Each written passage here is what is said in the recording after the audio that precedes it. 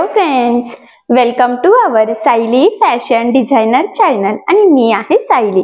तर तुम्हा सर्वांचं आपल्या आजच्या नवीन अशा छानशा व्हिडिओमध्ये मी मनापासून खूप खूप स्वागत करते। तर बघा मग आज मी तुम्हाला मापाचा ब्लाउज जो असतो म्हणजे तो कस्टमरचा असो किंवा तुमचा, कारण की बऱ्याचदा कस्टमर आपल्याला त्यांचा मापाचा ब्लाउज देत असतो जो त्यांना परफेक्ट बसतो। पण होतं काय की बऱ्याचदा कस्टमरचा आधीचा शिवलेला ब्लाउज हा वेगळ्या पद्धतीने शिवलेला असतो आणि त्यामुळे आपल्याला त्यावरून माप घेणं कधी कधी अवघड जातो।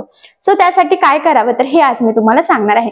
महत्त्वाचा पॉइंट, खूप सारा कमेंट्स आहे की ज्या वेळेस पुढचा भाग हुक लूक पट्टीमध्ये भरपूर गॅप असतो। मी म्हटलेलं आहे की बरोबर मध्यभागी हुक पट्टी आणि लूक पट्टी त्याच्यावर 1 इंच सोडून ठेवायची आणि मग चौथ्या भागाचा आपण मार्क म्हणजे मोजून घेत असतो की किती आहे छाती, कमर किती आहे। पण होतं काय की बऱ्याच साऱ्या कस्टमरच्या ब्लाउज आधीचा शिवलेला जो काही मापाचा त्यांचा ब्लाउज असतो तर त्यामध्ये जी काही हुकलूक पट्टी असते त्यामध्ये खूप सारा गॅप असतो 1 ते 1.5 इंचाचा। मग अशा वेळेस ब्लाउजवरून मापे कशी घ्यावी हे समजत नाही। तर आज मी तुम्हाला एकदम सोप्या पद्धतीने सांगणार आहे की जर का कस्टमरच्या मापाचा जो काही ब्लाउज असेल त्यामध्ये जर का हुकलूक पट्टीमध्ये 1 इंचाची जर का मार्किंग असेल तर अशा वेळेस कशा पद्धतीने त्याची आपल्याला मापे घ्यायची आहे हे। तर आज मी तुम्हाला ब्लाउजची उंची, त्याचबरोबर जे काही आपण त्याला छाती असते, कमर असते, बाही लांबी, दंडघेर, मुंढा, गळा रुंदी, शोल्डर, हे सगळं मापाच्या ब्लाउजवरून कसं घ्यायचं तर हे सांगणार आहे। त्याचबरोबर त्याला किती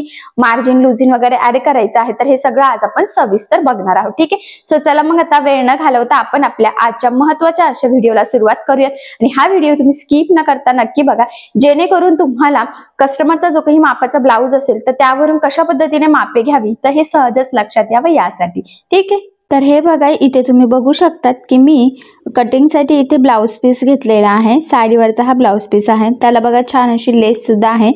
तर ती आता आपण बाही आणि बॅक नेकला बघू कशी ॲडजस्ट होते आणि मॅचिंग अस्तर सुद्धा घेतला आहे। तर बघा, आता कटिंगच्या आधी मी तुम्हाला सांगते की आपल्याला ह्या ब्लाउजसाठी कुठली कुठली मापं लागतात म्हणजे तुम्हाला अंदाज येईल। तर आपल्याला लागतं उंची, छाती, कमर, पुढचा गळा, मागचा गळा, बाही लांबी, दंडघेर आणि मुंढा। तर हा जो काही ब्लाउज आहे तर बघा, त्या ब्लाउजची इथे उंची आहे 12.5, तर त्यामध्ये आपण 1 इंच मार्जिन ॲड करणार आहोत। तर टोटल किती झालं मग इथे 13.5, ठीक आहे। तर तुम्ही सुद्धा जी उंची असेल त्यात 1 इंच मार्जिन ॲड करायचं आहे। त्यानंतर छातीचा चौथा भाग घ्यायचा असतो।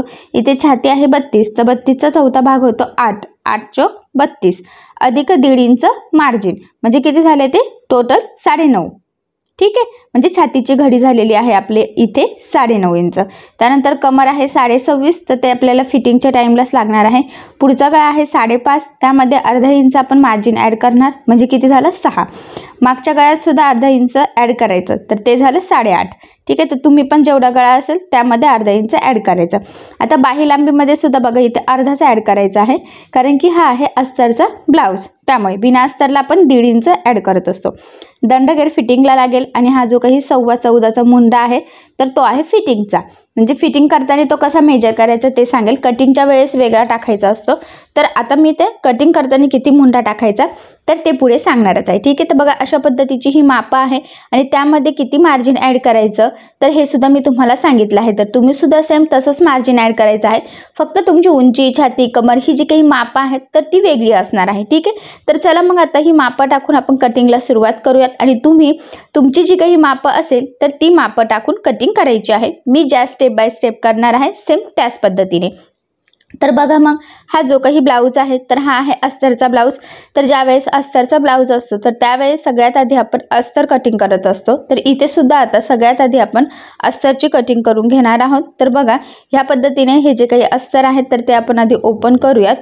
ते ऑलरेडी डबल फोल्ड केलेलं आहे, लक्षात राहू द्या। हे बघा, तर तुमचं जर नसेल तर तुम्ही डबल फोल्ड करून घ्यायचं आहे। बघा, तर घडी आहे, थोडासा कपडा वर खाली आहे, पण ठीक आहे। आता कटिंग करताना मी तुम्हाला सांगते की ते कसं कसं ॲडजस्ट करायचं आणि कशी मार्किंग करायची, ठीक आहे। तर बघा, आता डायरेक्ट कपड्यावर कटिंग करायची आहे तर सगळ्यात आधी आपण शक्यतो ब्लाउजचा मागचा भाग कटिंग करत असतो, बॅक पार्ट, ठीक आहे। तर इथे सुद्धा आता आपण मागचा भाग कट करून घेऊयात आणि बघा खालच्या साईडला आता कपडा थोडासा वर खालीच दिसतोय, तर तिथे मी काय करते आता एक लाईन ड्रॉ करते। तर तुम्ही सुद्धा तुमचा कपडा जर वर खाली असेल तर एक लाईन ड्रॉ करून घ्यायची, म्हणजे मग ते व्यवस्थित सरळ कटिंग येईल, तिरकी वगैरे आपली कटिंग जायला नको, त्यासाठी हा पॉईंट खूप इम्पॉर्टंट आहे। तर बघा, मग मी इथे एक लाईन ड्रॉ करून घेतलेली आहे एकदम स्ट्रेट, ठीक आहे। आता बघा सगळ्यात आधी आपल्याला टाकायचं आहे ब्लाऊजची उंची। तर मी आताच सांगितलं जी काही ब्लाऊजची उंची असेल त्यामध्ये 1 इंच मार्जिन ॲड करायचं। इथं ब्लाऊजची उंची आहे 12.5, 1 इंच मार्जिन तुम्ही बघा इथे 13.5ला मार्किंग केली। लक्षात राहू द्या बंद बाजूच्या साईडने उंचीची मार्किंग मी केलेली आहे। त्यानंतर 5.5ला मार्किंग केली आहे बघा, इथून 2.5 इंच गळा रुंदी आणि 5.5 शोल्डर। आणि 32 साईजसाठी मुंडा सुद्धा आपल्याला 5.5च घ्यायचा आहे। तर इथे बघा मग 5.5ची सुद्धा मी इथे मार्किंग करून घेते मुंड्याची, ठीक आहे। आता ही जी काही मार्किंग केलेली आहे ते इथून चेक केलं बरोबर 5.5 आहे की नाही, कारण ते तिरकं वगैरे जायला नको, बरोबर आहे। तर आता ह्या पद्धतीने बघा मग आपण हे लाईन ड्रॉ करून घेऊयात, ठीक आहे। त्यानंतर आता छातीचा चौथा भाग अधिक 1.5 इंच मार्जिन असं ॲड करून जी काही आपण कॅल्क्युलेट केलेलं आहे छातीची घडी त्याची आपल्याला इथे मार्किंग करून घ्यायची आहे। तर तुम्ही सुद्धा जी काही तुमची साईज असेल त्याचा चौथा भाग अधिक 1.5 इंच मार्जिन ॲड करायचं आहे। शक्यतो कटोरी ब्लाऊजला एवढे सफिशियंट असतं, तुम्हाला जास्त हवं असेल तर तुम्ही करू शकता, ठीक आहे। तर बघा मग मी टोटल इथे 9.5ला मार्किंग केलेली आहे। आणि आता इथून पुन्हा आपण एक लाईन ड्रॉ करून ते जॉईन करून घेतलेलं आहे। आता 9.5ची मार्किंग आपण खालच्या साईडला सुद्धा करून घेऊयात।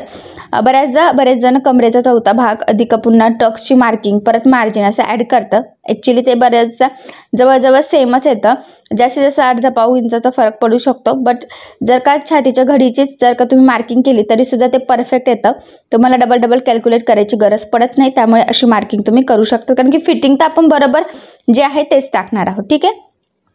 त्यानंतर मुंड्याचा निम्म म्हणजे इथं 2.25ला मार्किंग करून घेतलेली आहे।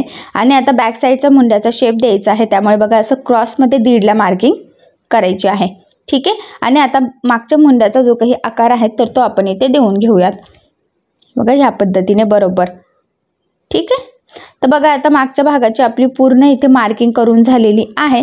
तर आता आपण ही कटिंग करून घेऊयात। तर बघा इथून खालच्या साईडने जेवढं एक्स्ट्रा होतं तिथूनच आपण कटिंगला सुरुवात केलेली आहे। त्यानंतर इथून आणि जो काही मुंड्याचा शेप आहे तर तिथून आपल्याला इथे कटिंग करायची आहे बघा, आणि त्यानंतर इथून। तर बघा फायनली आता हा पार्ट आपण इथे कटिंग करून घेतलेला आहे।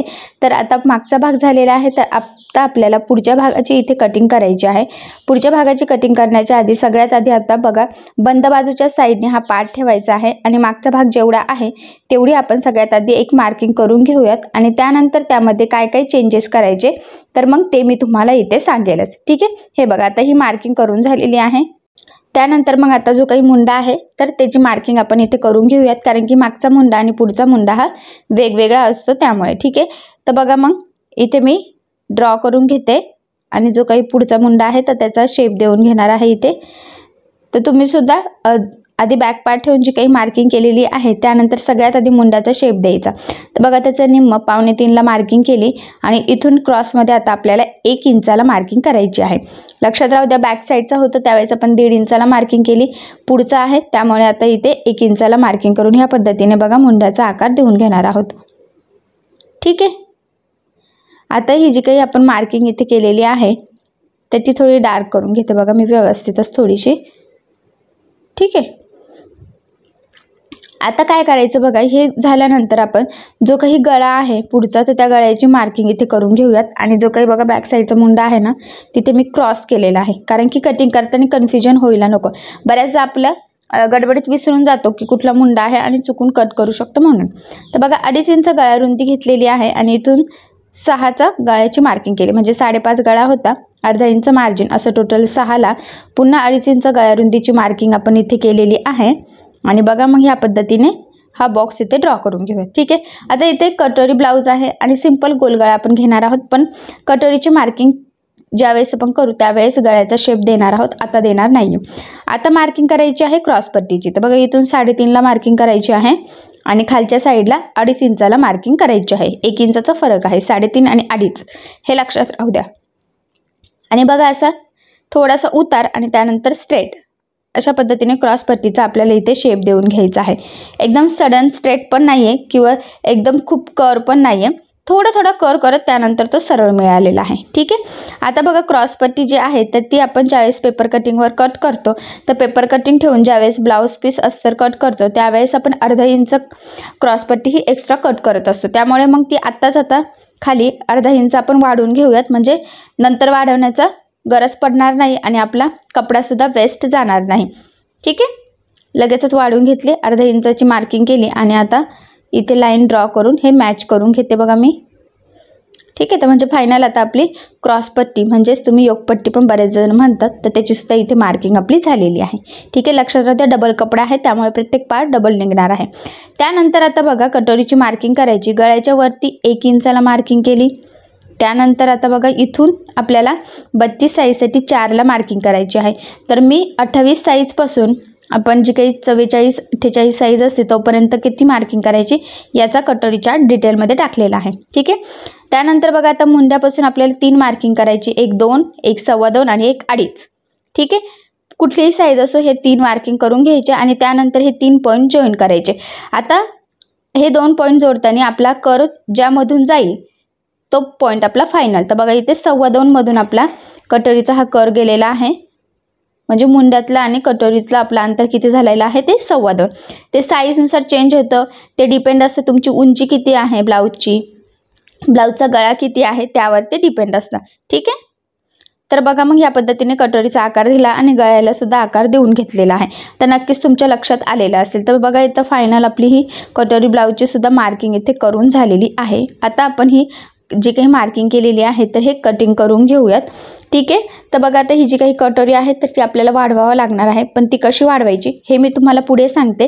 आधी आपण एवढं जे झालेलं आहे तेवढं इथे कटिंग करून घेऊयात. ठीक आहे, तर बघा इथून सुरुवात करायची आहे आपल्याला, जे काही आपण अर्धा इंच एक्स्ट्राचं वाढवलेलं आहे ना क्रॉसपट्टीसाठी तिथून, आणि मग एक एक पार्ट आपण आता कट करून सेपरेट करून घेऊयात. लक्षात राहू द्या प्रत्येक पार्ट हा 2 वेळेस निघणार आहे. आणि आता इथे जो काही आपला मुंडा आहे तर तो सुद्धा बघा जो काही पुढचा आहे तिथून आपल्याला इथे कटिंग करून घ्यायची आहे. बऱ्याचदा गडबडीत आपण बॅक साईडचा मुंडा कट करतो आणि मग आपलं सगळा ब्लाऊज चुकतो. सो तसं होऊ देऊ नका. ज्यावेळेस तुम्ही पुढच्या मुंड्याचा शेप देणार आहे त्यावेळेस तुम्ही बॅक साईडच्या मुंड्याला क्रॉस मारायची आहे. तर बघा आता एवढं आपलं कट झालेलं आहे. तर आता आपण गळा वगैरे कटोरी साईड पार्ट हे सगळं सेपरेट एक एक कट करून घेऊया. आणि बघा आता आपण 32 साईजची इथे कटिंग केलेली आहे. तर पूर्ण साईज म्हणजे 28 पासून 44, 46, 48 पर्यंत आपण क्रॉसपट्टीसाठी कसं माप टाकतो, मुंडा किती घेतो, कटोरीचा आता आपण मी तुम्हाला सांगितलं ना की आपण योगपट्टीवर जे काही माप टाकलं तर ते 4 टाकलं तर ते साईजनुसार चेंज होतं, तर ते किती टाकलं गेलं पाहिजे. तर हे मी डिटेल चार्ट तुम्हाला दिलेलं आहे, म्हणजे मुंडा किती घ्यायचा, गळा रुंदी किती घ्यायची, शोल्डर किती घ्यायचं. तर हे अतिशय सविस्तर चार्ट आहे कटोरीचा, तर तो बघून तुम्हाला कुठल्याही मापाची कटिंग सहज करता येईल. त्याचबरोबर आता सगळ्यात महत्त्वाचं म्हणजे कटोरी वाढवणे, तर ती सुद्धा कितीने वाढवली गेली पाहिजे तर हे सुद्धा मी त्या चार्टमध्ये सांगितलेलं आहे. तर ते तुम्ही एकदा बघून घ्या, म्हणजे तुम्हाला कुठल्याही मापाची सहज कटोरी ब्लाऊजची कटिंग करता येईल आणि कुठलाही प्रॉब्लेम सुद्धा येणार नाही. ठीक आहे, तर बघा आता ही कटोरी आपण नंतर वाढवून घेऊयात, कारण ती इथे बसत नाहीये. आपल्याला इथे दुसरा कपडा लागणार आहे, तर त्याआधी आपण इथे आता बाहीची कटिंग करून घेऊयात.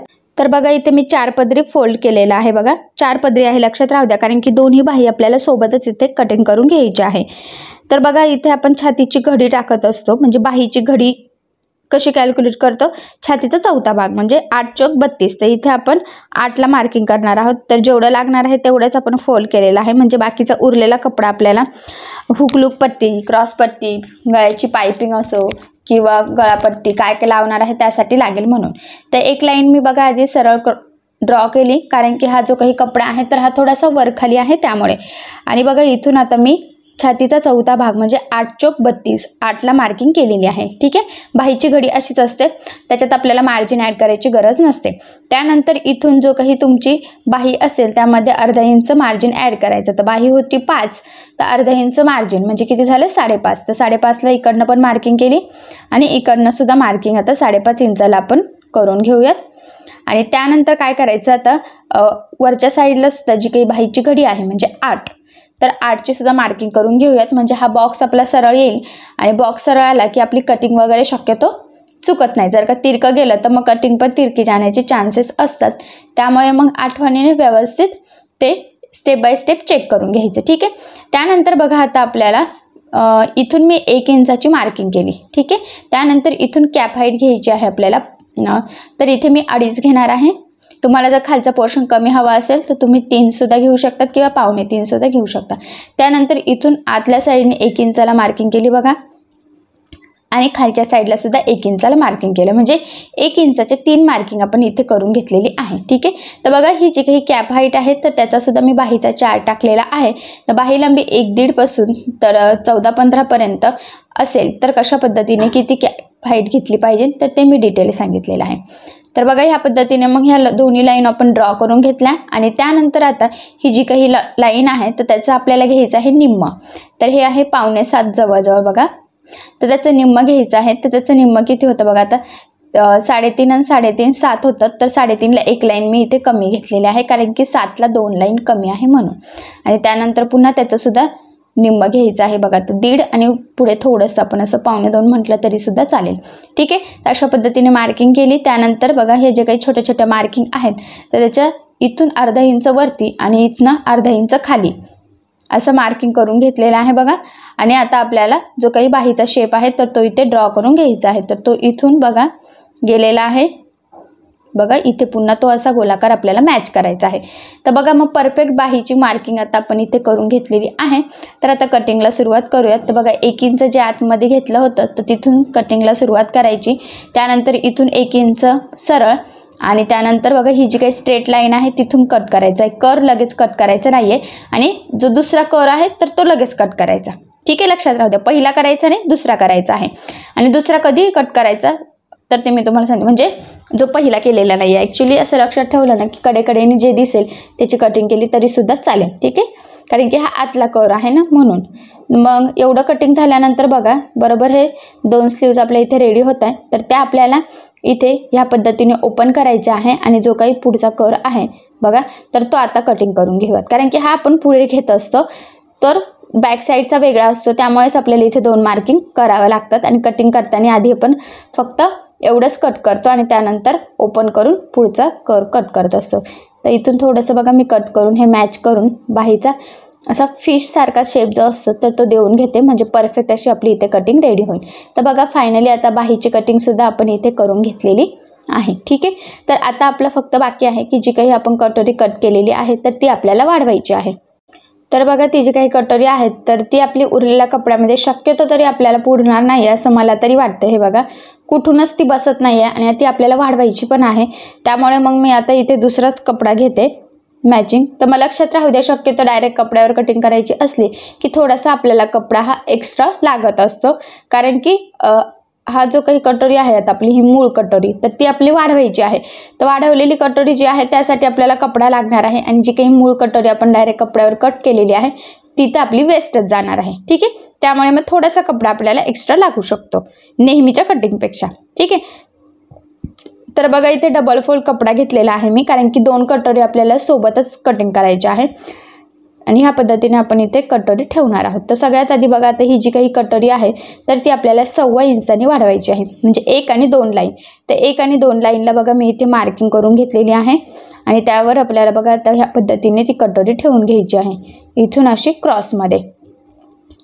ठीक आहे, आता काय करायचं आहे त्याच्यावर काहीतरी मी इथे ठेवून घेते आणि कटोरी वाढवायची म्हणजे ती दोन्ही साईडने वाढवायची असते आपल्याला.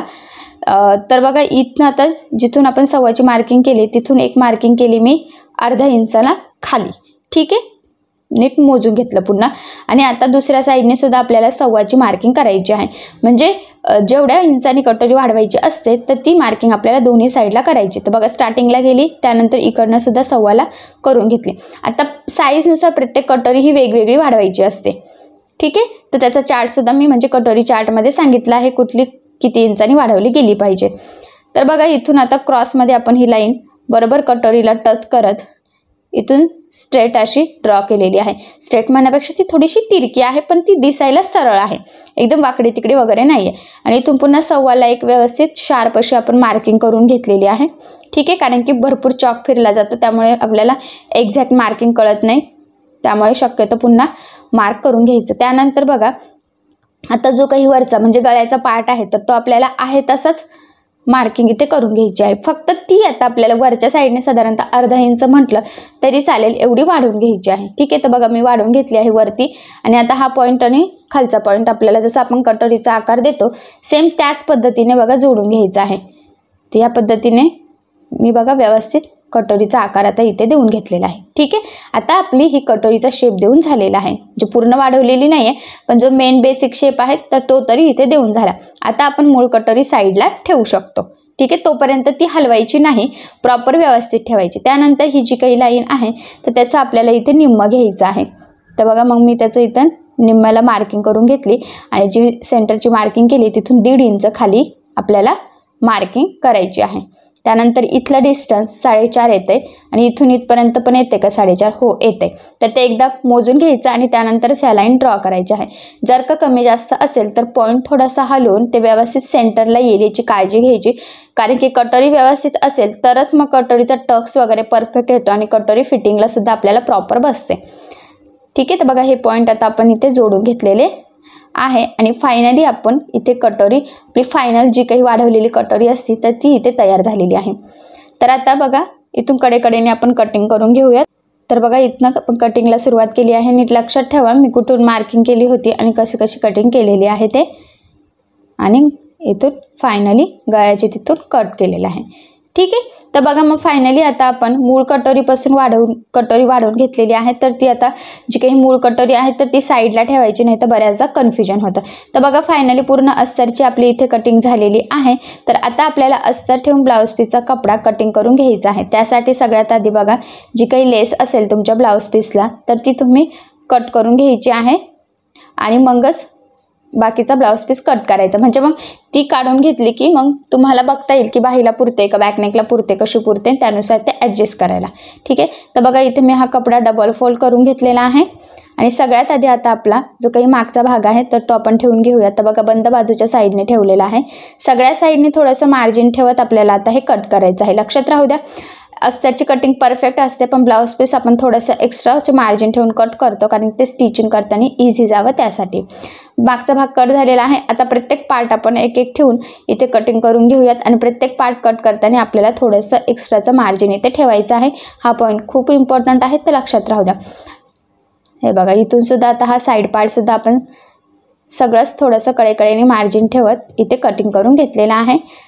ठीक आहे, आणि आता क्रॉसपट्टी सुद्धा व्यवस्थित, पण लक्षात राहू द्या डबल फोल्ड कपडा आहे, इथे सुद्धा प्रत्येक पार्ट डबल कट होतोय, म्हणजे डबल करायची गरज नाही आहे. आणि असं कटिंग केल्याने मग ते व्यवस्थित प्रॉपर पण येतं सरळ, आपल्याला काही पुन्हा ते चेकआउट करायची गरज पडत नाही. तर बघा इथे कटोरीसुद्धा आपण इथे परफेक्ट अशी कटिंग करून घेतलेली आहे आणि त्यानंतर आता आपण ही जी काही बाही आहे तर त्याचीसुद्धा इथे कटिंग करून घेऊयात. हे बघा, तर व्यवस्थित एकसारखं करायचं आहे. खालून कपडा थोडाफार कसा ना वर खाली असू शकतो ब्लाऊजचा अस्तरचा, तर तो आधी चेक करायचा, नाही तर मग आपली कटिंग चुकू शकते त्यामुळे. ठीक आहे, तर बघा मग स्लीवची सुद्धा आता परफेक्ट इथे आपली कटिंग झालेली आहे. तर फायनली बघा आता अस्तर आणि ब्लाऊज पीसची आपली संपूर्ण इथे कटिंग करून झालेली आहे. बाहीची कटिंग, कटोरीची, साईड पार्ट, क्रॉसपट्टी, त्याचबरोबर बॅक पार्ट, तर हे सगळे जे काही पार्ट्स आहे आपले, तर हे सगळे आपण अस्तर आणि ब्लाऊज पीस अशी दोन्हींची कटिंग केलेली आहे, ती पण अतिशय व्यवस्थित. तर मी तुम्हाला ही कटिंग करताना कुठल्या टिप्स फॉलो करायच्या, कुठल्या चुका होऊ शकतात तर त्या होऊ नये त्यासाठी कुठल्या गोष्टींची काळजी घेतली पाहिजे, तर हे अतिशय सविस्तर सांगितलं. त्याचबरोबर कटोरी ब्लाऊजची डायरेक्ट कपड्यावर कटिंग करताना कुठल्या स्टेप बाय स्टेप कटिंग केली गेली पाहिजे हे देखील सांगितलेलं आहे. आणि सगळ्यात महत्त्वाचं म्हणजे मी ही संपूर्ण कटिंग तुम्हाला अतिशय सावकाश स्टेप बाय स्टेप आणि खूप काही महत्त्वाच्या टिप्स आणि ट्रिक्स सहित सांगितलेलं आहे, जेणेकरून हा व्हिडिओ बघून तुम्हाला सुद्धा सहज कटोरी ब्लाऊजची कटिंग करता यावी यासाठी. तर तुम्ही सुद्धा या स्टेप बाय स्टेप कटिंग करून बघा, तुमची सुद्धा कटिंग नक्कीच परफेक्ट येईल. ठीक आहे, जरी काही प्रॉब्लेम येत असेल तर मला कमेंट करून नक्कीच कळवा, मी तुमच्या प्रश्नाचे उत्तर देण्याचा नक्कीच प्रयत्न करेन. तर तुम्हाला आपला आजचा व्हिडिओ कसा वाटला हे मला कमेंट करून नक्की कळवा. त्याचबरोबर आपला व्हिडिओ आवडला असेल तर व्हिडिओला लाईक करायला विसरू नका. आणि असेच नवनवीन छानसे व्हिडिओ बघण्यासाठी आपल्या सायली फॅशन डिझायनर या चॅनलला लाईक करा, शेअर करा आणि सबस्क्राईब करायला विसरू नका. आणि ज्यावेळेस तुम्ही सबस्क्राईब कराल त्यावेळेस त्यासमोरील बेल आयकॉन ही नक्की प्रेस करा. त्यामुळे काय होईल, जेव्हा मी नवीन व्हिडिओज टाकेल त्याचं नोटिफिकेशन तुम्हाला तुमच्या मोबाईलवर येईल. Okay, thank you.